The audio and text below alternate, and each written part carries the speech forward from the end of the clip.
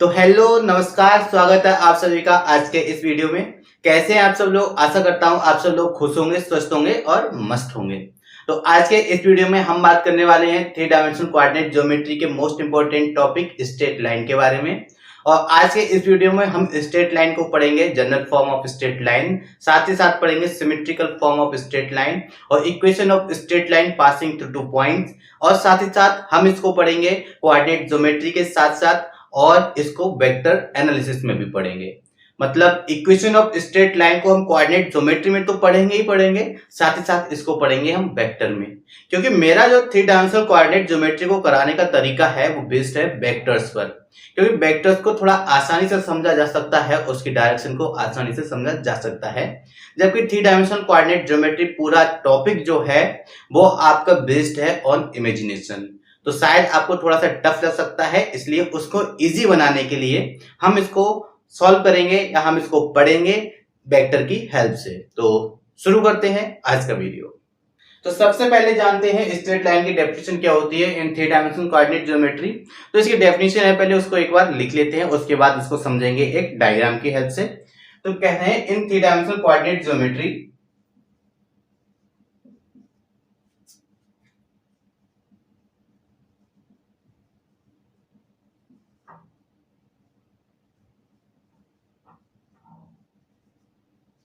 ठीक है, in three dimensional coordinate geometry straight line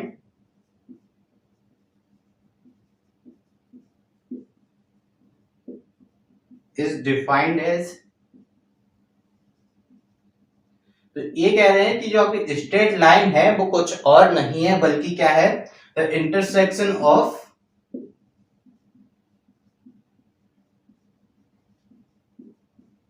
to planes. ठीक है ना, ये इसकी डेफिनेशन है। इनके अनुसार या फिर इनके अकॉर्डिंग जो स्ट्रेट लाइन है वो आपकी कुछ और नहीं है बल्कि दो प्लेन्स का इंटरसेक्शन है। ठीक है, अगर मैं आपसे कह दूं कि आपके पास दो प्लेन है, P1 कुछ इस प्रकार से है कि A1x plus B1y plus C1z plus D1 is equal to 0, और आपका P2 प्लेन है, एक प्लेन और है वो कुछ इस प्रकार से है कि A2x plus B2y plus C2z plus d2 is equal to 0. Then the equation of straight line जो होगी वो क्या होगी,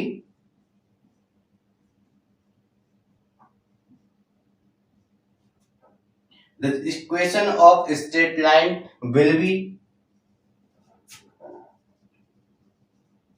equal to the both equation of plane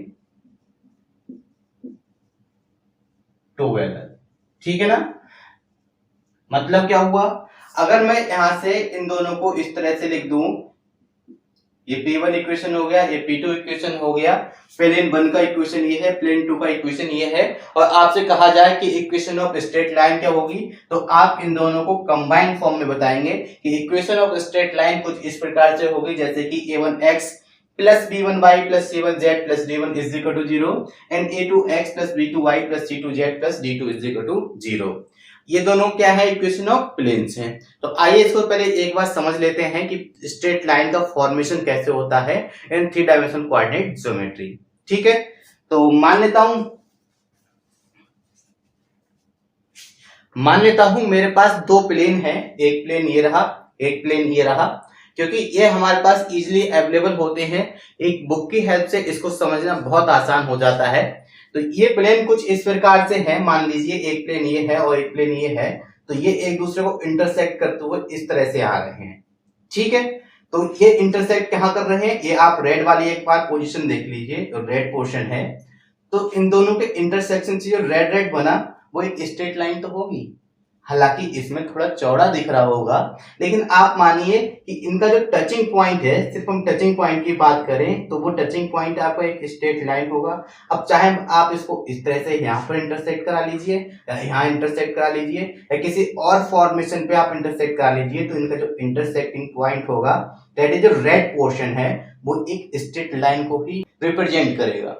ठीक है, एक स्ट्रेट लाइन को ही वो इसको रिप्रेजेंट करेगा। दैट इज दो प्लेन्स के इंटरसेक्शन से हमेशा ही फॉर्म होगा क्या, एक स्ट्रेट लाइन।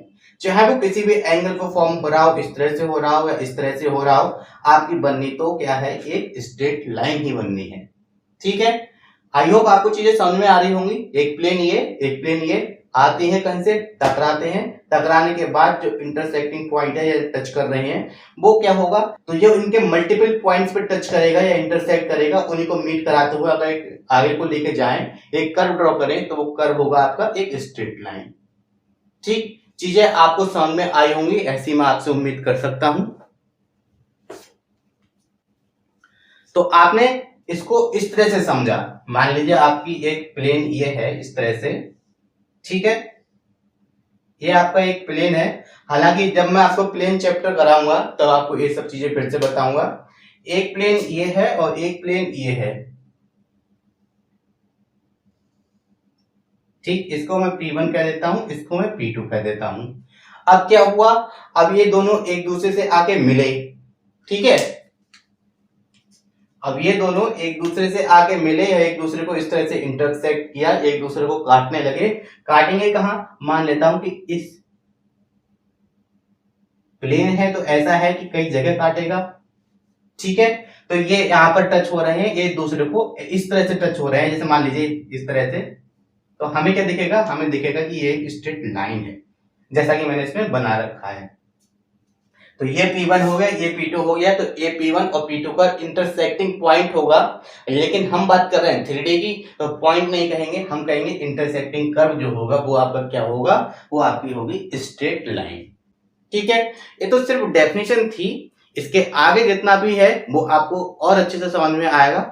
ये वीडियो आपके लिए बहुत ज्यादा हेल्पफुल होने वाला है अगर आप कॉम्पिटिटिव एग्जाम जैसे कि टीजीटी पीजीटी की तैयारी कर रहे हैं, क्योंकि इससे क्वेश्चंस बनते हैं और ये क्वेश्चंस जो मैं आपको कराऊंगा वो आपके वेक्टर की हेल्प से सॉल्व कराऊंगा। और अगर ये कॉन्सेप्ट क्लासेस हैं, इन कॉन्सेप्ट को अगर आप नहीं देखेंगे तो फिर जो मैं क्वेश्चंस कराऊंगा वो शायद आपके समझ में ना आए, क्योंकि कॉन्सेप्ट को जानना ज्यादा जरूरी है। प्रैक्टिस तो हर कोई कराता ही है, लेकिन कॉन्सेप्ट्स आपको फ्री में कोई भी अवेलेबल नहीं कराएगा। ठीक, तो इतना हो गया। अब इसमें हम आगे बात करेंगे जो इक्वेशन ऑफ स्ट्रेट लाइन है इन सिमेट्रिकल फॉर्म, जरूरत से ज्यादा आपसे एग्जाम में पूछी जाती है, क्या रहेगी आइए देखते हैं। अब हम इसमें आगे बात करते हैं symmetrical form of straight line के बारे में, जैसा कि आप पीछे लिखा हुआ देख पा रहे हैं। लेकिन symmetrical form of straight line के बारे में बात करने से पहले आपको एक चीज जानना जरूरी है कि equation of line passing through a point and parallel to vector B is, मतलब कि एक बिंदु से जाने वाली रेखा का समीकरण जबकि उसका एक पैरेलल वेक्टर दिया हुआ हो तब क्या रहती है। ये सारे इक्वेशंस आपने वेक्टर्स में पढ़े होंगे, और एक इक्वेशन आपने और पढ़ा होगा वो है आपका equation of straight line passing through two points vector A and vector B. ठीक है, क्या होंगे आइए देखते हैं। तो equation of straight line passing through a point and parallel to vector B is क्या होता है, आपने शायद पढ़ा होगा, vector R is equal to vector A plus T times vector B. ठीक है, बहुत सारे लोग टी की जगह पे लैम्डा भी लिखते हैं, तो आप कंफ्यूज मत होइएगा, वो एक आर्बिट्रेरी कांस्टेंट है। Vector A plus lambda times vector B, आपकी मर्जी है, इसमें से कोई सा भी आप याद कर लें। और equation of line passing through two points जो है, पासिंग थ्रू टू पॉइंट्स, वो क्या होती है, वो आपकी इक्वेशन ऑफ लाइन ये होती है कि vector R is equal to vector A plus T times vector B minus vector A. ठीक है, अब अगर आपको स्ट्रेट लाइन को समझना है इन कोऑर्डिनेट ज्योमेट्री, वो भी इन 3 डायमेंशनल कोऑर्डिनेट ज्योमेट्री, तो आपको ये दो इक्वेशंस के बारे में इंफॉर्मेशन होना जरूरी है, क्योंकि सारा खेल इन्हीं का है। इन्हीं की हेल्प से मैं आपको सब कुछ करके दिखाऊंगा। ये दो इक्वेशंस नहीं है बल्कि आपकी पूरी स्ट्रेट लाइन है इन 3 dimensional coordinate geometry. I hope ये दो इक्वेशंस आपको समझ में आई होंगी। हालांकि इसमें समझने वाला कुछ है नहीं, ये सब चीज आप पढ़ चुके हैं। तो हमने जैसे कि लिखा है symmetrical form of straight line, वो क्या होगी, तो symmetrical form of straight line find out करने के लिए आपको कंसीडर करना पड़ेगा एक लाइन को। लाइन में भी क्या कंसीडर करेंगे, straight line passing through alpha beta gamma and having DCs. आपको कंसीडर करने होंगे कि कोई एक स्ट्रेट लाइन है जिसके डीसीज एलिमेंट है और जो अल्फा बीटा गामा से पास हो रही है, तो आपको फाइंड आउट करनी है symmetrical form of straight line. ठीक है, तो इसको एक डायग्राम की हेल्प से समझ लेते हैं। मान लीजिए आपके पास एक स्ट्रेट लाइन इस प्रकार से है, ये आपका point T alpha beta gamma जैसा कि हमने कंसीडर किया था, और एक पॉइंट क्यू कंसीडर कर लेते हैं क्या, एक्स वाई जेड, क्योंकि हमें इक्वेशंस एक्स वाई जेड में चाहिए तो एक पॉइंट आपको एक्स वाई जेड में लेना पड़ेगा ही पड़ेगा। और एक चीज और कंसीडर करते हैं कि आपकी जो पी क्यू लेंथ है वो क्या है, आर है। P Q is equal to R, इस तरह से। ठीक है, और एलिमेंट कोई लाइन है, ऑब्वियस सी बात है उसके कोई ना कोई डीसीज तो रहेंगे ही रहेंगे। तो इतना बेसिक हमने कंसीडर किया कि एक लाइन पास हो रही है अल्फा बीटा गामा से, उसके डीसीज एलिमेंट है, और एक पॉइंट क्यू है एक्स वाई जेड, और पी क्यू के बीच का डिस्टेंस क्या है, आर। इतना आपने कंसीडर किया, एज्यूम किया। तो क्या कहेंगे आप, मुझे एक बात बताइए, जब मैंने आपको डीसीज के बारे में पढ़ाया था तो डीसीज के बारे में क्या था, अगर मैं आपसे कहूं पहले आप इनके डीआर फाइंड आउट कीजिए लाइन पी क्यू के, तो क्या होंगे। अब वही बात है, अगर आपने मेरे पहले के वीडियोस देखे होंगे तो आपको ये बहुत आसानी से समझ में आ जाएगा। तो डीआर्स ऑफ पी क्यू क्या होंगे, आइए देखते हैं। मैंने आपको बताया था कि दो पॉइंट हैं, उन दोनों पॉइंट का जो डिफरेंस होता है वो आपका डीआर्स होता है या डायरेक्शन रेशियोस होते हैं। तो x minus alpha, y minus beta, z minus gamma क्या हो जाएंगे आपके, ये हो जाएंगे आपके डीआर्स। और अगर हम बात करें इसी लाइन के डीसीज के, तो DCs of line P Q क्या होगा, तो मैंने बताया था कि अगर डीआर्स को लेंथ ऑफ द लाइन या फिर मैग्नीट्यूड ऑफ वेक्टर से डिवाइड कर दें तो हमको क्या मिलता है, डीसीज ऑफ स्ट्रेट लाइन मिलते हैं।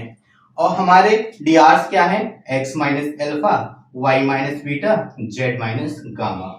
ठीक है, ये आपके डीआर्स हैं, और डीआर्स को डिवाइड किससे करना है, length of the straight line से या मैग्नीट्यूड ऑफ वेक्टर से करना है। और length of the straight line क्या है, पी क्यू, जैसा कि हमने अज्यूम किया था। तो अगर मैं इसको डिवाइड कर दूं आर से, ठीक है, आर से, तो ये हो गए इसके डीसीज। और डीसीज को तो हमने पहले से अज्यूम कर रखा है कि उस स्ट्रेट लाइन के डीसीज आपके एलिमेंट है। दैट इज ये जो वैल्यूज हैं, ये वैल्यूज किसी और की नहीं बल्कि किसकी हैं, एल एम एन। ठीक है, क्या मैं गलत हूं, मैंने एलिमेंट पहले कंसीडर कर रखे थे और जो पॉइंट्स हैं उनकी हेल्प से एलिमेंट और फाइंड आउट कर लिए। अब दो एलिमेंट हैं एक ही स्ट्रेट लाइन के, तो ऑब्वियस सी बात है वो इक्वल तो होंगे ही ना। इक्वल है तो इक्वल कर देंगे। दैट इज हमें यहां से मिलेगा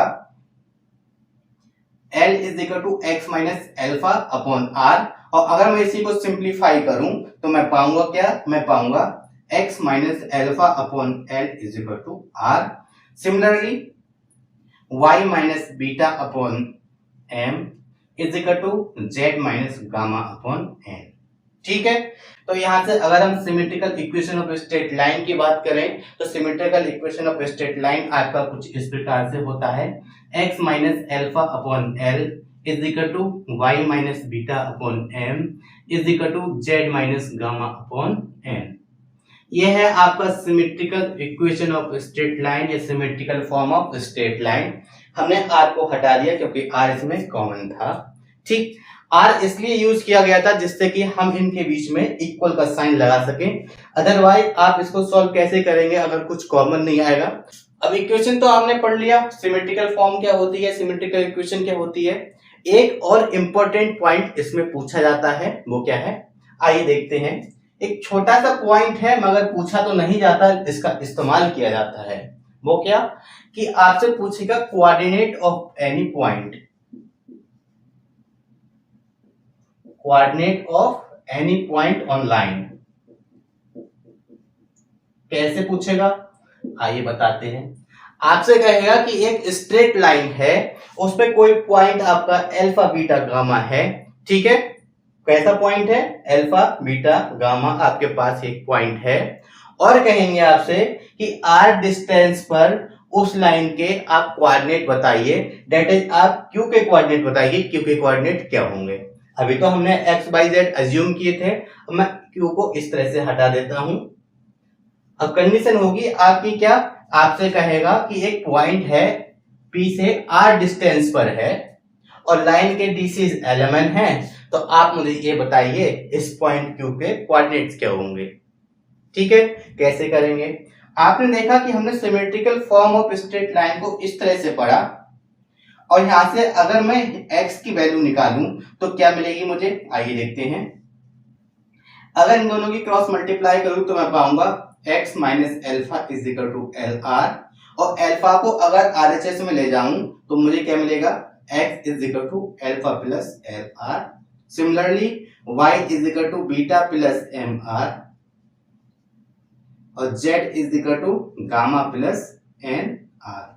तो ये एक्स वाई जेड है, हमने इसमें एक्स वाई जेड इसको अज्यूम किया था, और एक्स वाई जेड को अगर मैं इससे रिप्लेस कर दूं तो मुझे पॉइंट क्यू के जो कोऑर्डिनेट्स हैं कुछ इस प्रकार से मिलेंगे, alpha plus L R comma beta plus M R comma gamma plus N R. ठीक है, इंपॉर्टेंट है, इसका यूज क्वेश्चन में बहुत ज्यादा किया जाता है, इसलिए मैंने आपको यहां बताना जरूरी समझा। एल्फा बीटा गामा गिवन होंगे, आर डिस्टेंस गिवन होगी, एलिमेंट आपको गिवन होंगे, तो पॉइंट क्यू के कोऑर्डिनेट्स आपसे पूछेंगे क्या होंगे, alpha plus L R, beta plus M R, gamma plus N R. ठीक है, आई होप चीजें आपको समझ आई होंगी। अब तक सिर्फ 2 पॉइंट हुए, सिमेट्रिकल फॉर्म और एक पॉइंट, दोनों ही इंपॉर्टेंट है। तो आगे बढ़ने से पहले वीडियो को पॉज कीजिए और इसको नोट कर लीजिए।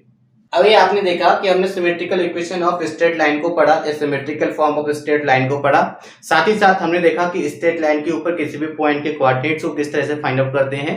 Alpha plus L R, beta plus M R, gamma plus N R जो है किसी भी पॉइंट के कोऑर्डिनेट्स होते हैं जो कि आर डिस्टेंस पे होता है और लाइन के डीसी एलिमेंट होते हैं। ठीक है, तो हमने सबसे पहले एक चीज ये लिखी थी, कहा था कि let a straight line passing through a point, coordinates क्या है, अल्फा बीटा गामा। अगर मैं इसको इस तरह से लिख दूं, इस अल्फा बीटा गामा को वेक्टर ए लिख दूं, एंड कह रहे हैं हैविंग डीसीज एलिमेंट। अब आपको एक चीज पता है कि किसी भी लाइन के डीसीज का क्या मतलब है। अगर आपने मेरे पहले की वीडियोस देखे हैं तो लाइन के डीसीज का मतलब है कि उस लाइन के पैरेलल वेक्टर के डीसीज हैं। ये मेरी बात को और पॉइंट्स को नोट कीजिएगा कि किसी भी स्ट्रेट लाइन के डीआर्स या डीसीज गिवन होने का मतलब ये होता है कि वो डीसीज या डीआर्स उस लाइन के नहीं है, बल्कि उस लाइन के पैरेलल वेक्टर के डीसीज या डीआर्स गिवन है। इन शॉर्ट एलिमेंट हमको डीसीज गिवन है किस चीज के, पैरेलल वेक्टर के। तो मैं इसको अगर वेक्टर बी लिख दूं इस तरह से, अब मैं आपसे कहूं कि आप स्ट्रेट लाइन का इक्वेशन बताइए passing through a point A and having the parallel vector vector B, मतलब उस रेखा का समीकरण बताइए जो कि वेक्टर ए से पास हो रही है और उसका समांतर सदिश जो है आपका वो क्या है, वेक्टर बी है। तो सबसे पहले मैंने आपको लिखाया था equation of straight line passing through a point A plus lambda B parallel to vector B, ये होता है। लिखाया था नहीं लिखाया था, ठीक है। अब मैं इसको थोड़ा सा सॉल्व करता हूं, कैसे, vector are minus vector A is equal to lambda times vector B लिख सकता हूं। ठीक है, आर क्या है आपको पता होगा, जनरली जो आर होता है इन 3 डायमेंशनल कोऑर्डिनेट ज्योमेट्री एक्स आई कैप प्लस वाई जे कैप प्लस जेड के कैप होता है। तो मैं इन तीनों को एक साथ ना लिख के मैं क्या लिखूंगा, समेशन की फॉर्म में, डेट इज ये हो जाएगा। और वेक्टर ए आपका ये है alpha i cap plus beta j cap plus gamma k cap. ठीक, तो मैं इसको इस तरह से लिख सकता हूं, x माइनस एल्फा आई कैप इक्वल होगा लैम्डा टाइम्स, ठीक है, लैम्डा टाइम्स, और इसको लिख सकता हूं मैं क्या, समेशन एल आई कैप। ठीक, एल आई कैप, इनका मतलब ये होता है कि मैं इसको अगर समेशन ओपन करूं, हालांकि मैंने समेशन का यूज इसलिए किया क्योंकि मैं क्वेश्चन में 3-4 लाइनें लिखने से अच्छा है मैं एक समेशन लिखूं, इसलिए उसकी आदत अभी से डलवाना जरूरी है। तो मैं यहां से इस तरह से सॉल्व करता हूं इसको कि आई वाले कोफिशिएंट एक साथ में, जे वाले एक साथ में, के वाले एक साथ में। आर की वैल्यू ये है, वेक्टर ए की वैल्यू ये रहेगी आपकी alpha i cap plus beta j cap plus gamma k cap. ठीक है, तो ये हो गया आपका vector a. Vector a r minus a निकालें तो x minus alpha i cap, y minus beta j cap, z minus gamma k cap. लिख लेते हैं x minus alpha i cap plus y minus beta j cap plus z minus gamma k cap equal होगा किसी इसके lambda times L I cap, या फिर मैं कहूं जो हमारा पैरेलल वेक्टर था उसकी ये बात कर रहे हैं, that is L I cap plus M J cap plus N K cap. अब मैं आपसे कहूं कि आप कंपेयर कीजिए आई जे के कोफिशिएंट्स की, तो आप पाएंगे क्या, आप यहां से पाएंगे x minus alpha is equal to lambda R और y minus beta is equal to lambda M, R नहीं एल आएगा, ठीक है, and z minus gamma is equal to N lambda. ठीक है, अब एल एम एन को अपॉन में ले आऊंगा तो मैं पाऊंगा क्या, मैं पाऊंगा x minus alpha upon L is equal to lambda, और इसको इधर लाऊंगा तो पाऊंगा क्या, इक्वल होगा y minus beta upon m equal होगा z minus gamma upon n। ठीक, थोड़ा सा सिंप्लीफाई करके लिख लूं तो मैं पाऊंगा x minus alpha upon l is equal to y minus beta upon m equal होगा z minus gamma upon n के। ठीक, तो क्या ये इक्वेशन और ये इक्वेशन अलग है? जी बिल्कुल नहीं, सेम है। बस इसको सॉल्व करने का मेथड वेक्टर था और इसको मैंने सॉल्व कराया डीसी और डीआर के हेल्प से, कोऑर्डिनेट ज्योमेट्री के हेल्प से। ठीक, कॉन्सेप्ट दोनों के अलग थे, वो वेक्टर का था, ये कोऑर्डिनेट का था, इक्वेशन आपकी दोनों एक ही है। मैं आपको हर एक की इक्वेशंस जो हैं अलग अलग करके दिखाऊंगा, वेक्टर की अलग करके दिखाऊंगा, कोऑर्डिनेट की अलग करके दिखाऊंगा, जिससे कि कंफ्यूजन क्लियर होता हुआ चले, क्योंकि इससे क्वेश्चंस उठते हैं और आप इसको इस तरह से नहीं करेंगे बल्कि आप करेंगे इसको इस तरह से वेक्टर की हेल्प से। उससे पहले आप इसको नोट कर सकते हैं। अब हम इसमें बात करते हैं equation of straight line passing through 2 points x1 y1 z1 and x2 y2 z2। तो आपको पता है मैंने आपको दिखाया था एक equation of straight line passing through 2 points क्या था। अगर मैं इसको वेक्टर ए कह दूं, अब आप कोऑर्डिनेट ज्योमेट्री को भूल जाइए, वेक्टर में आ जाइए, इसको वेक्टर ए वेक्टर बी कह दूं, तो इक्वेशन ऑफ स्ट्रेट लाइन आपका कुछ इस प्रकार से था, vector A plus lambda times vector B minus vector A. ठीक है, तो ये होती है आपकी equation of straight line passing through 2 points vector A and vector B. एक चीज आप हमेशा ही याद रखिएगा, स्ट्रेट लाइन के लिए एक पॉइंट और एक पैरेलल वेक्टर चाहिए होता है। ये होता है पॉइंट, और एक कांस्टेंट क्वांटिटी के साथ में जो चीज दी होती है वो होता है आपका parallel vector, that is b minus a. आइए समझते हैं। मान लीजिए आपके पास ये स्ट्रेट लाइन है, P आपका ये पॉइंट, Q आपका ये पॉइंट है, या फिर P और Q आप हटा दीजिए, इसको कह दीजिए आप A, ठीक है, इसको आप B कह दीजिए। तो मैं आपसे कहूं कि आप एक बात बताइए, इस लाइन के पैरेलल वेक्टर के डीसीज आपसे फाइंड आउट करने को कहूं तो क्या आप फाइंड आउट कर सकते हैं? जी बिल्कुल। डीआर आपने फाइंड आउट करने सीखे होंगे, डीसीज आपने फाइंड आउट करने सीखे हैं कि दिस माइनस दिस, ये तो हुआ करता था ना कि ये x2 y2 z2, अगर मैं इसको अज्यूम कर लेता हूं ये आपका x1 y1 z1 है, तो मैंने आपसे कहा था कि आप इसके dr फाइंड आउट कीजिए। तो dr आपने कहा कि x2 minus x1 y2 minus y1 z2 minus z1। और dr किसके हुआ करते थे? आपको शायद याद हो जब आपने डीसीज dr पढ़े थे, dr किसी और के नहीं होते बल्कि किसके होते हैं? पैरेलल वेक्टर के। ठीक है ना, उस लाइन के पैरेलल वेक्टर के डीसीज या डीआर्स होते हैं जो कि उस लाइन की डायरेक्शन को डिसाइड करते हैं। क्योंकि जब डीसीज और डीआर्स मैंने कराए थे तो ये सारे वर्ड्स का इस्तेमाल करके आपको सारा कंफ्यूजन क्लियर कराया था कि डीसीज और डीआर्स क्या होते हैं। दैट इज ये आपके स्ट्रेट लाइन के पैरेलल वेक्टर के डीआर्स हो गए। और अगर मैं बात करूं ए और बी के केस में, आपसे कहूं कि आप ए और बी के वेक्टर्स के फॉर्म में फाइंड आउट कीजिए पैरेलल वेक्टर को, तो वो क्या हो जाएगा आपका? This minus this. ठीक है, आपको मिल जाएंगे डीआर्स। तो आपको ये डीआर्स मिल गए इस लाइन के, और अगर मैं आपसे कहूं वेक्टर की फॉर्म में आप डीआर्स फाइंड आउट कीजिए इस लाइन के, that is this minus this. क्या करेंगे आप? Vector B minus vector A. ठीक है, हमने फाइंड आउट किया इस फॉर्म में, तो ये निकल के आए। और अगर मैं इसको वेक्टर फॉर्म में लिखूं तो आपको करना बस इतना है कि इसके आगे आई लगा दीजिए प्लस जे कैप प्लस के कैप, लीजिए ये हो गया आपका पैरेलल वेक्टर। दैट इज इसकी जगह पे आप इसे रिप्लेस कर सकते हैं। हमें तो पैरेलल वेक्टर ही चाहिए था, तो पैरेलल वेक्टर आपका ये रहेगा। ठीक, और हालांकि पॉइंट सबको गिवन है तो आप पॉइंट के फॉर्म में सॉल्व करके देख लीजिए, एक ही चीज है। मैंने आपको बस सॉल्व कराने के लिए, प्रूव कराने के लिए, समझाने के लिए आपको इस तरह से करके दिखाया था।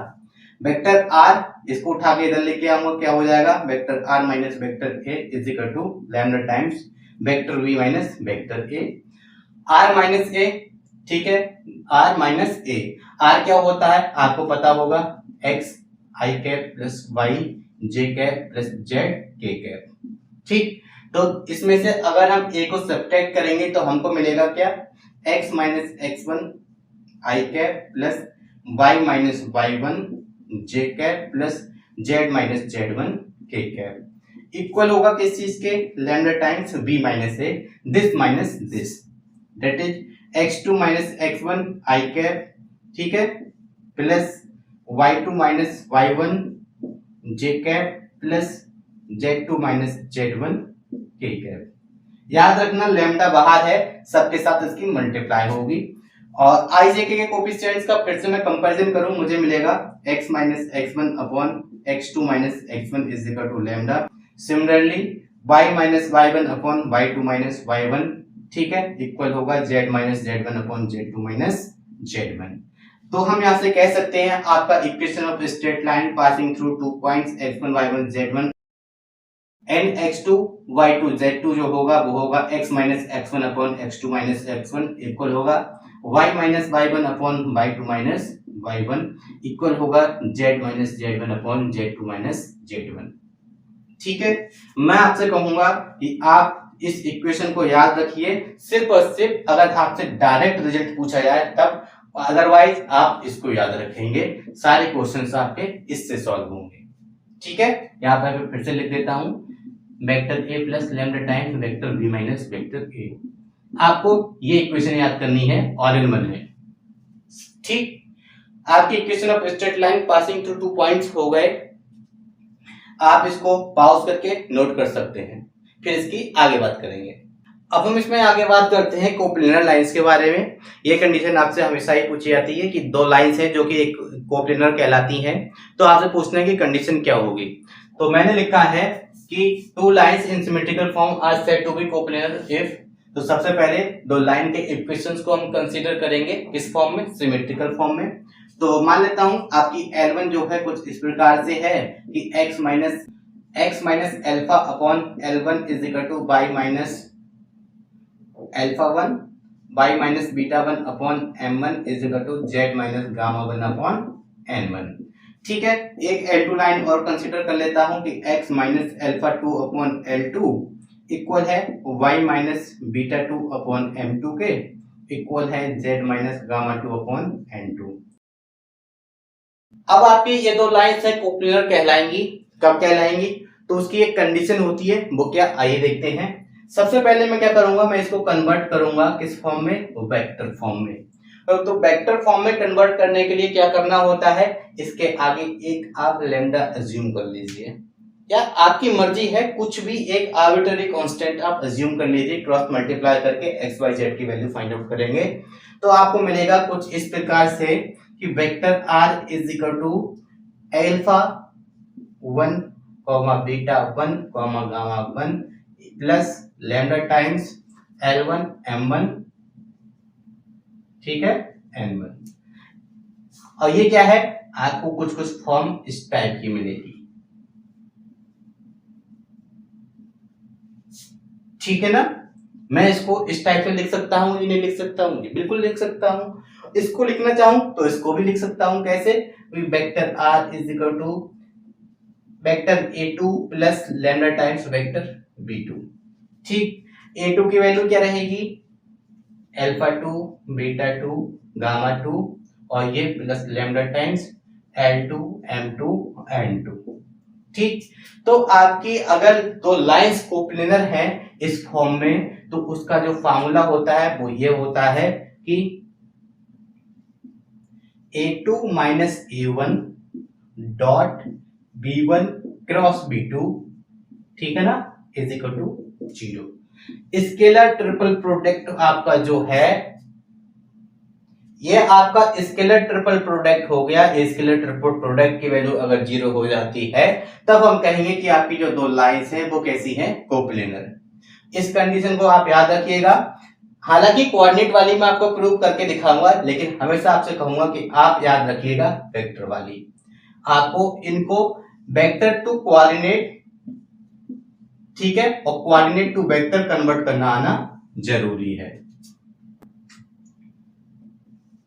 अब आपको मालूम है स्केलर ट्रिपल प्रोडक्ट कैसे निकालते हैं। इन्होंने कहा कि स्केलर ट्रिपल प्रोडक्ट आपका 0 है। A2 minus A1 this minus this, that is alpha 2 minus alpha 1, beta 2 minus beta 1, gamma 2 minus gamma 1, ठीक है। Dot product B1 that is L1 M1 N1, B2 that is L2 M2 N2। कितना आसान है, ठीक है। ये आपका vector form में और ये आपका कोऑर्डिनेट फॉर्म में। आप याद करेंगे वेक्टर वाला, alpha 2 minus alpha 1, beta 2 minus beta 1, gamma 2 minus gamma 1, L1 M1 N1, L2 M2 N2 का जो आपका डिटरमिनेंट होगा उसकी वैल्यू अगर 0 आ जाती है तब आप कहेंगे कि आपकी line x minus alpha 1 upon L1, y minus beta 1 upon M1, z minus gamma 1 upon N1, and line 2 x minus alpha 2 upon L2, y minus beta 2 upon M2, z minus gamma 2 upon N2 are coplanar. ठीक, important condition है, इसलिए आप इसको एक बार pause करके note कर सकते हैं। आइए अब इसमें बात करते हैं एंगल बिटवीन टू लाइंस के बारे में। सबसे पहले दो लाइंस को कंसीडर करते हैं। क्या, let vector r is equal to a plus lambda times vector v, इस तरह से लगा लीजिएगा, and vector r is equal to a2 plus lambda times vector v2। आप चाहे तो इसको टी कर सकते हैं, बी टू लाइंस, देन कहने का मतलब आपके पास एक लाइन ये है, एक लाइन आपके पास ये है, इसका पैरेलल वेक्टर आपका वेक्टर v1 है, इसका पैरेलल वेक्टर आपका वेक्टर v2 है। अगर इन दोनों के बीच का एंगल थीटा मैं कह दूं तो मैं आपसे कहूं थीटा फाइंड आउट कीजिए। तो आपने वेक्टर्स में पढ़ा होगा कि अगर आपके पास दो वेक्टर्स होते हैं उनके बीच का एंगल थीटा होता है तो किस तरह से फाइंड आउट करते हैं। आपने पढ़ा होगा कि cos theta is equal to, जो वेक्टर्स हैं उन दोनों वेक्टर्स की डॉट प्रोडक्ट ले लीजिए, that is vector v1 dot vector v2, और डिवाइड कर दीजिए उसके मैग्नीट्यूड से, ठीक है, इस तरह से। कुछ जगह आपको यही फार्मूला जो है इस फॉर्म में भी लिखा हुआ मिलेगा कि अगर b1 को मैं n1 लिख दूं और b2 को अगर n2 लिख दूं तो यही फार्मूला आपको लिखा हुआ मिलेगा कि cos theta is equal to vector n1 dot vector n2 upon n1 का मॉडुलस इंटू n2 का मॉडुलस, ठीक। और थीटा क्या होता है, थीटा एक्यूट एंगल होता है, तो आप इसके आगे मॉड लगा सकते हैं। तो ये एंगल हो गए आपके वेक्टर में। अब हम बात करते हैं कोऑर्डिनेट ज्योमेट्री में। कोऑर्डिनेट ज्योमेट्री में किस तरह से फाइंड आउट करते हैं। मैं अज्यूम कर लेता हूं कि आपका जो पैरेलल वेक्टर v1 है वो आपका कुछ और नहीं बल्कि आपका क्या है, अगर आप इसको एलिमेंट कंसीडर कर लेते हैं कि L2 M2 N2 and L1 M1 N1 with the dishes of the line L1 and L2, that is v1 equal होगा L1 I cap plus M1 J cap plus N1 K cap के, v2 आपका equal होगा L2 I cap plus M2 J cap plus N2 K cap, ठीक है। ये मैंने consider इसलिए किया क्योंकि मुझे एक रिलेशन निकाल के लाना था L M और N के बीच में। तो रिलेशन क्या हो जाएगा, आप जब इनकी डॉट प्रोडक्ट लेंगे आप पाएंगे कि cos थीटा इक्वल होगा किस चीज के, ये इक्वल होगा आपका इन दोनों की dot product, that is L1 L2 plus M1 M2 plus N1 N2 upon square root of L1 square plus M1 square plus N1 square, square root of L2 square plus M2 square plus N2 square. होगा कि नहीं होगा? जी बिल्कुल होगा। और आपने पढ़ा था कि L square plus M square plus N square की वैल्यू किसकी इक्वल होती है? 1 की। अब चाहे आप इसके आगे 1 1 लगा लीजिए या 2 2 लगा दीजिए, हर हाल में इसकी वैल्यू क्या होनी है? 1। दैट इज आपको फाइनल जो cos थीटा की वैल्यू मिलेगी वो इक्वल होगी किस चीज के? L1 L2 plus M1 M2 plus N1 N2। ये हो गया आपका formula angle between two lines having the DCs L1 M1 N1 and L2 M2 N2। ठीक है, आप चाहो तो वेक्टर की हेल्प से फाइंड आउट कर सकते हैं। आपको याद ये फार्मूला रखना है या ये वाला रखना है, और अगर डायरेक्ट पूछा जाए तो ये याद कर लेना। ये तो हो गया आपका डीसीज की फॉर्म में। अब हो सकता है आपसे डीआर की फॉर्म में भी पूछ लिया जाए, ठीक है ना। L1 M1 जो थे आपके डीसीज थे। अगर मैं आपसे कहूं कि आपकी तो लाइंस हैं जिनके DCs L1 M1 N1 and L2 M2 N2 थे, उन्हीं लाइन के टीआरस A1 B1 C1 A2 B2 C2 है। तो आप एंगल फाइंड आउट कीजिए उन दोनों लाइंस के बीच का, लेकिन डीसीज की नहीं डीआरस की फॉर्म में। तो आपको मालूम है कि डीसी और डीआरस के बीच में मैंने आपको रिलेशन लिखाया था, वो क्या था कि आप L1 को रिप्लेस कर सकते हैं किस चीज से? A1 upon square root of A1 square plus B1 square plus C1 square. कर सकते हैं ना? जी बिल्कुल कर सकते हैं। सिमिलरली M1 N1 और L2 M2 N2 को भी कर सकते हैं। तो फाइनल आपको ये रिजल्ट मिलेगा कि cos थीटा इक्वल होगा किस चीज के?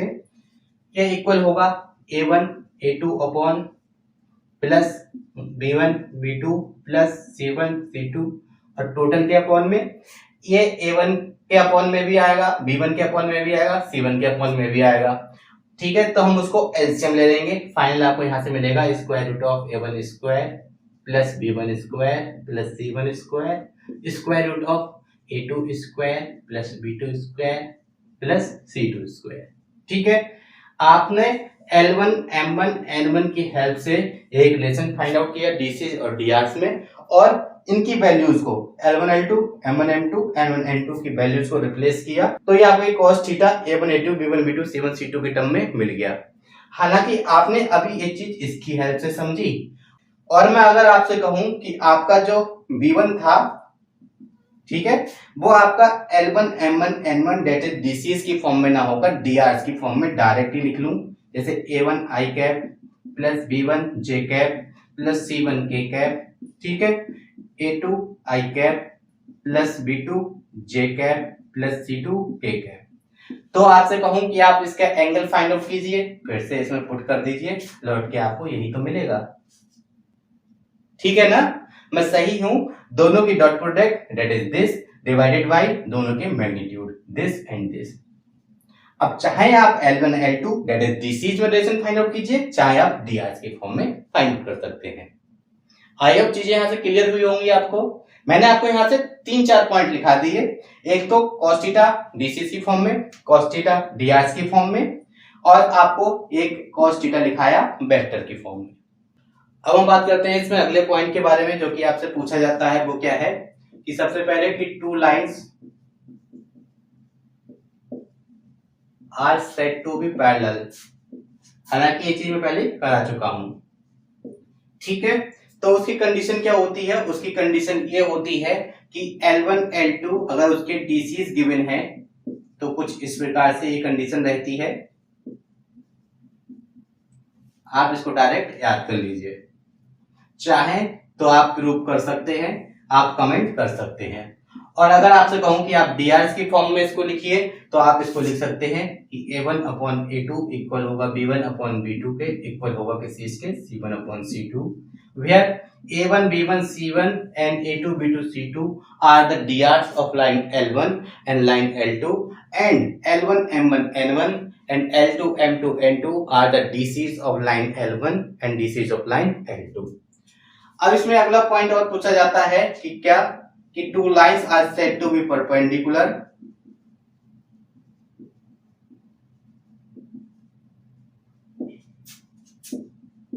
ये आपको मैंने शॉर्ट फॉर्म में लिखाया है। फिर से वही कि अगर लाइंस के डीआरस A1 B1 C1 A2 B2 C2 है और DCs L1 M1 N1 L2 M2 N2 है, तो कंडीशन कुछ इस प्रकार से होती है कि L1 L2 plus M1 m2 plus n1, n2 equal होता है 0 के।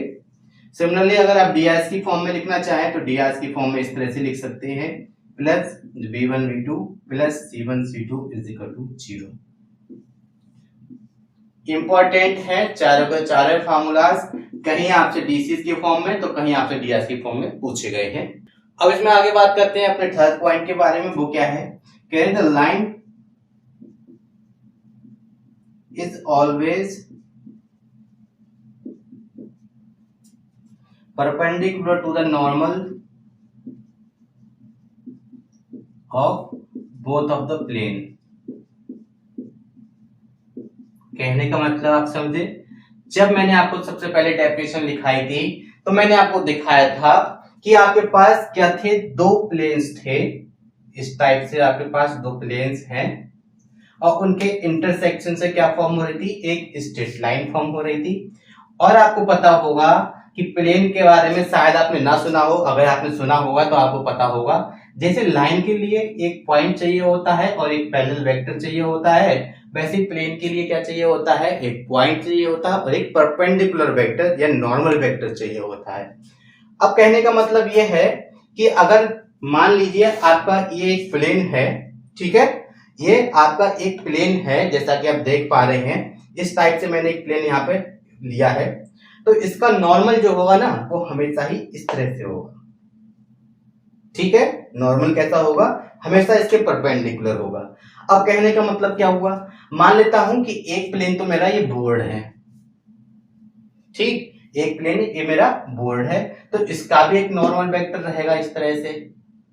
ठीक, हो सकता है अंदर हो या हो सकता है बाहर हो। एक प्लेन मेरे पास ये है तो इसका भी एक नॉर्मल वेक्टर रहेगा, मैं मान लेता हूं इस तरह से है,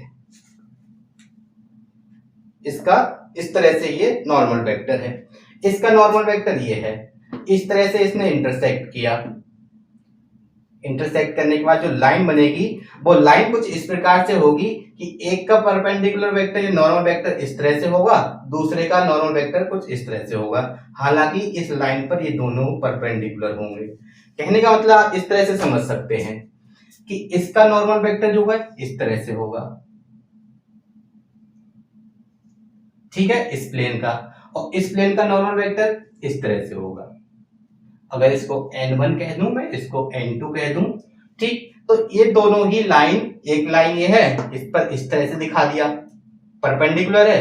अब उन्होंने कहा नहीं, इधर साइड में भी परपेंडिकुलर है, ठीक है, आप देख पा रहे होंगे, तो ये तो परपेंडिकुलर दोनों तरफ से हो गया, ये लाइन के परपेंडिकुलर, इसका भी नॉर्मल वेक्टर हो गया और इसका भी हो गया।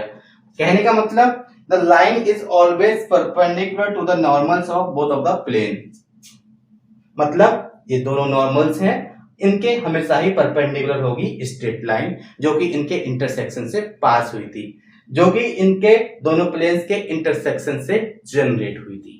ठीक है, आई होप चीज समझ में आई होंगी। अब इसमें आगे बात करते हैं प्रोजेक्शन ऑफ अ लाइन, जो कि आपके एग्जाम में पूछा जाता है।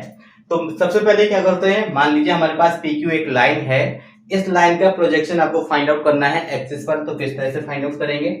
मान लेता हूं मैं आपको, ये x है, ये y है और ये आपका z है। तो इसमें आपको ज्यादा कुछ याद रखना नहीं है, आपको इतना याद रखना है यहां से कि आपको अगर मैं कहूं, इस ट्राइंगल की बात करते हैं, इसको मैं O कह देता हूं, तो ट्राइंगल POQ में आप cos थीटा की वैल्यू फाइंड आउट कीजिए, आपको मिलेगा क्या कि base upon hypotenuse, that is base हो जाएगा आपका OP और हाइपोटेन्यूज आपका PQ। OP को मैं लिख सकता हूं P डैश Q डैश से, जैसा कि आप देख पा रहे हैं, और ये PQ, और यहां से अगर मैं P डैश Q डैश की वैल्यू फाइंड आउट करूं, इक्वल होगा किस चीज के, PQ cos थीटा। तो ये हो गया आपका projection of line PQ।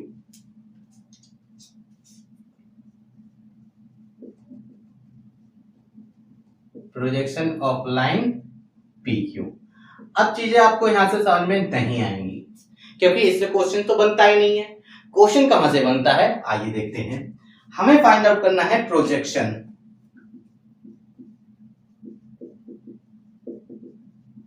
Projection of a line, ठीक है ना।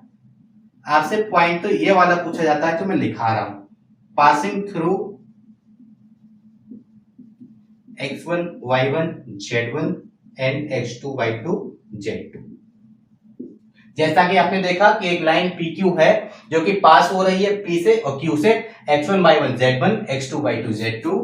ठीक है, अब आपने एक लाइन तो ले लिया कि PQ है, PQ का प्रोजेक्शन आपको फाइंड आउट करना है जो कि पास हो रही है x1 y1 z1 x2 y2 z2, लेकिन किसके ऊपर?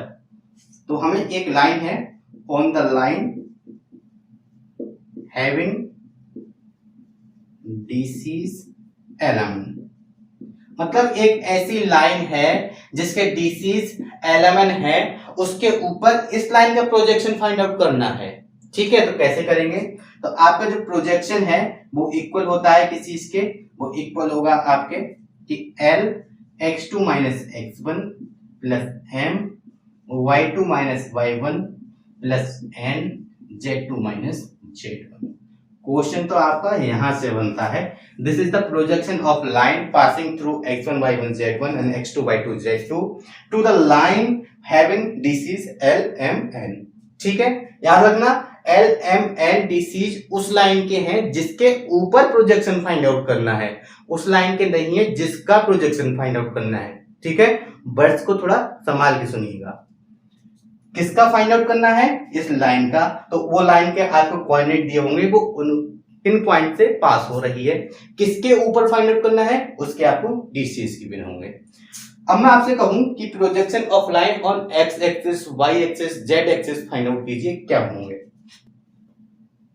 इनका क्वेश्चन में इस्तेमाल हुआ है प्रोजेक्शन ऑफ लाइन। ठीक है, सबसे पहले on x axis, second on y axis and third.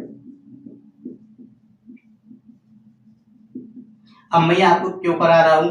क्योंकि आपसे जो क्वेश्चन दिया होगा वो कुछ इस प्रकार से दिया होगा, वो कहेंगे कि the projection of a line on x axis, y axis and z axis, या कहते हैं coordinate axis are 3, 5, 6, then find out the length of the line and DC's of the line and DR's of the line. अब कैसे solve करोगे? तो आपको पहले projection of line on x axis, y axis, z axis पता तो होना चाहिए। ठीक है, कैसे? मैंने आपसे कहा कि दो पॉइंट ये थे, यहां तक की डिस्टेंस x1 हो गई और ये टोटल डिस्टेंस आपकी x2 हो गई। तो आपसे मैं कहूं p डैश q डैश जो रिमेनिंग डिस्टेंस थी वो आपकी कुछ इस प्रकार से नहीं हो जाएगी, x2 माइनस x1। ठीक है, तो ये x एक्सिस के ऊपर ही तो कोफिशिएंट हो गया दिस, तो यही तो आपका प्रोजेक्शन कहलाता है on x axis. Projection of line on x axis होता है x2 minus x1। Similarly y axis पर y2 minus y1, z2 minus z1। कोई नहीं बताएगा आपको ये सारी चीजें, ये सारा कुछ आपको पेड क्लासेस में दिया जाता है, मैं आपको विदाउट कॉस्ट यहाँ पर फ्री में अवेलेबल करा रहा हूँ। ठीक है, क्वेश्चन यहाँ से बनता है, क्वेश्चन यहाँ से बनता है आपका, हालांकि ये तो सिर्फ समझाने के लिए है, इंपॉर्टेंट पॉइंट आपके ये रहे। ठीक, तो आगे बढ़ने से पहले please pause the video to note it down. अब हम इसमें आगे बात करते हैं स्क्यू लाइंस के बारे में। स्क्यू लाइंस क्या होती हैं? जैसा कि आप पीछे लिखा हुआ देख पा रहे होंगे, the lines which are neither parallel और not intersecting and also not coplanar. ठीक है, मतलब ऐसी लाइन जो तो ना तो इंटरसेक्ट कर रही है एक दूसरे को, ना एक दूसरे के पैरेलल है और ना ही वो एक प्लेन में है, तो ऐसी लाइंस को क्या कहेंगे हम? Skew lines. इनके बारे में बात क्यों कर रहे हैं? क्योंकि जो अगला पॉइंट जो एग्जाम में बहुत ज्यादा पूछा जाता है वो इसी पर बेस्ड है। वो क्या है कि shortest distance between two lines. ठीक, यहां पर एक वर्ड छुपा रहेगा, वो है स्क्यू लाइंस।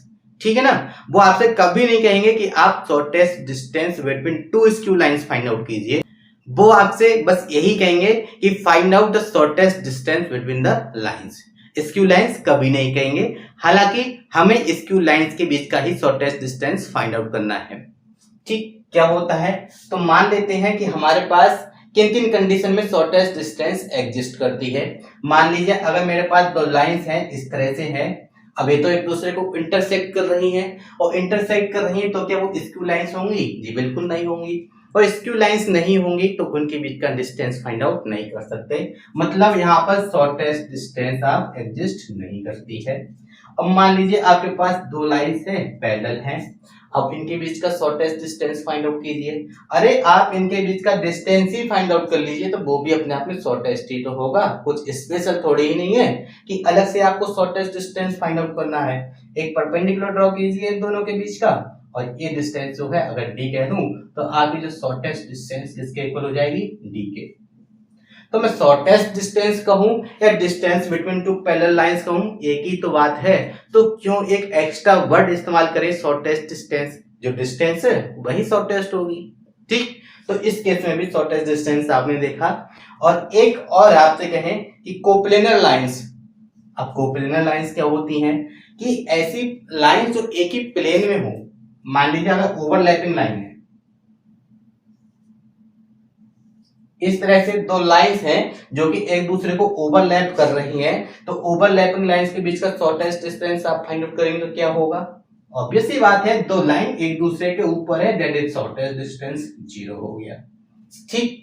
तो इन तीन केसेस में तो आपने समझ लिया। अभी कह रहे हैं कि आपके पास इस टाइप की लाइंस है जो तो ना तो पैरेलल है, मतलब ये केस भी एग्जिस्ट नहीं कर रहा, कि नाइदर इंटरसेक्टिंग, ये केस भी एग्जिस्ट नहीं कर रहा, और ऐसी लाइन जो कोप्लेनर भी नहीं है, मतलब इसको भी हटा दो।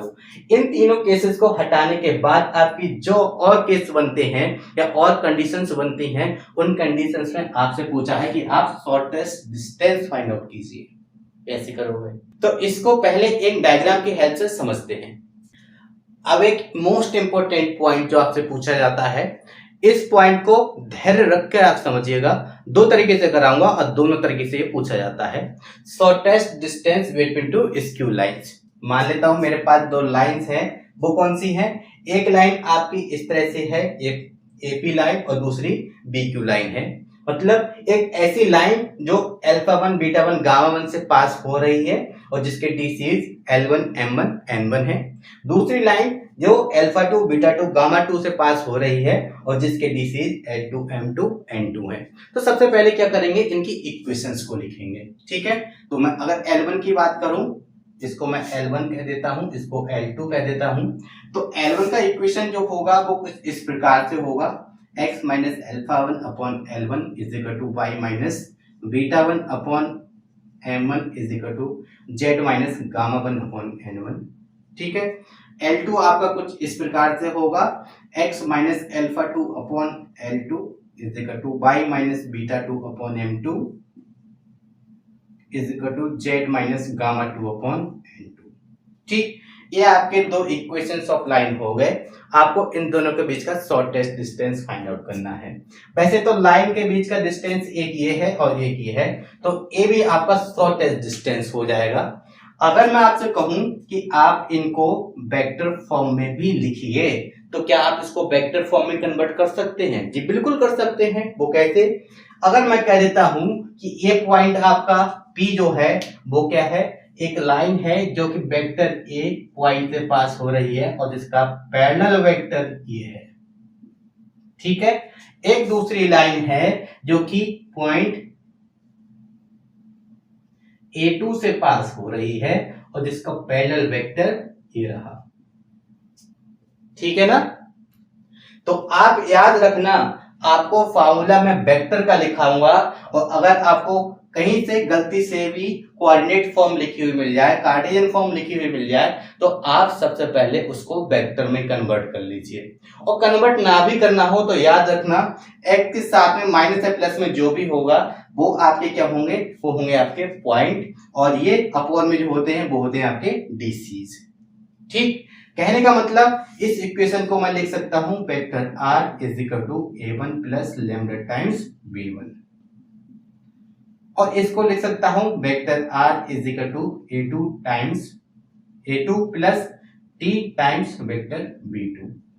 तो जो शॉर्टेस्ट डिस्टेंस होती है इन दो लाइंस के बीच का, वो इक्वल होता है किस चीज के, अगर मैं SD से लिखूं, वो इक्वल होता है कि a2 minus a1 dot b1 cross b2 upon mod of b1 cross b2। मतलब जो आपके पॉइंट्स हैं उन दोनों पॉइंट्स का आपको डिफरेंस लेना है उसकी डॉट प्रोडक्ट कर देनी है किससे, आपको इन दोनों के क्रॉस प्रोडक्ट से। दैट इज जो आपके पैरेलल वेक्टर हैं उन दोनों पैरेलल वेक्टर की जो क्रॉस प्रोडक्ट होगी, जो फाइनल वैल्यू निकल के आएगी उसका डॉट प्रोडक्ट ले लेना है दोनों पॉइंट्स के बीच के डिफरेंस के साथ में, और डिवाइड कर देना है उन दोनों की क्रॉस प्रोडक्ट के मैग्नीट्यूड से। तो ये होता है formula shortest distance between two skew lines. ठीक है ना। अगर आपको इस तरह से लिखा हुआ है तो आप जल्दी से इसको कन्वर्ट करिएगा इस तरह से, और उसके बाद फॉर्मूले का इस्तेमाल करके विद इन सेकेंड आप इसको इजीली सॉल्व कर सकते हैं। अब आपसे इसमें एक चीज और पूछी जाएगी, वो क्या है, आइए लागे हाथों एक पॉइंट और बचा है वो भी मैं आपको करा देता हूं। ये है कि आपसे पूछा जाएगा कि शॉर्टेस्ट डिस्टेंस, एक अलग केस में आपसे पूछा जाएगा बिटवीन टू पैरेलल लाइन। अब क्या हुआ कि आपसे शॉर्टेस्ट डिस्टेंस तो पूछी गई है, लेकिन अब आपकी जो लाइंस हैं वो लाइंस कैसी हैं, आपकी पैरेलल है।